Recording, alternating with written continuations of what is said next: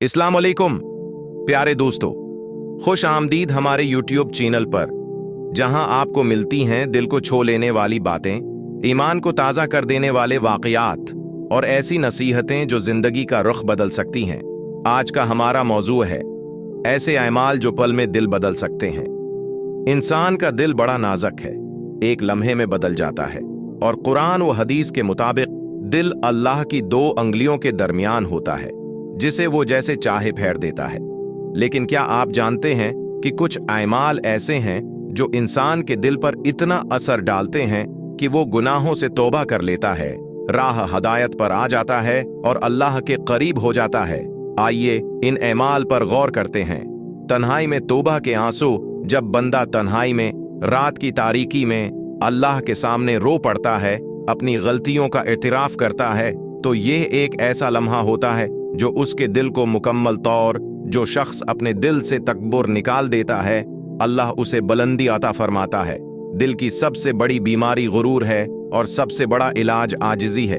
जब बंदा अल्लाह के बंदों के साथ नर्म हो जाता है तो अल्लाह उसके दिल को अपनी मोहब्बत से भर देता है। अल्लाह का जिक्र दिलों को सुकून देता है। अलक़लूब। जब इंसान मुसलसल दिल से जिक्र करता है, चाहे वो सुबहान अल्लाह हो या उस्तगफिरुल्लाह, तो उसका दिल धोया जाता है, साफ होता है और उसमें नूर भर जाता है।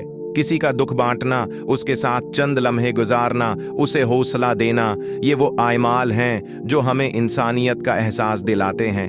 यही एहसास इंसान को अल्लाह के करीब लाता है।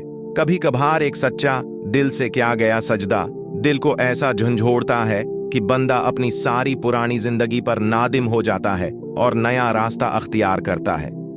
यही वो लम्हा होता है जहां से हुदायत का सफर शुरू होता है। प्यारे दोस्तों, ये अमाल छोटे हो सकते हैं, लेकिन उनका असर बहुत गहरा होता है। अगर आप चाहते हैं कि आपका दिल बदले, आपकी जिंदगी बदले, तो उन अमाल को अपनाइए, अल्लाह के करीब हो जाइए, क्योंकि जो अल्लाह के करीब हो जाए, अल्लाह उसकी दुनिया व आखिरत दोनों संवार देता है। अल्लाह हम सबको ऐसे अमाल की तौफीक दे जो हमारे दिलों को बदल दें, हमें मुआफ कर दें और अपनी मोहब्बत अता फरमाएं। अगर आपको ये वीडियो पसंद आए तो जरूर शेयर करें, लाइक करें और हमारे चैनल को सब्सक्राइब करें, ताकि ऐसे ही ईमान अफरोज पैगामात आप तक पहुंचते रहें।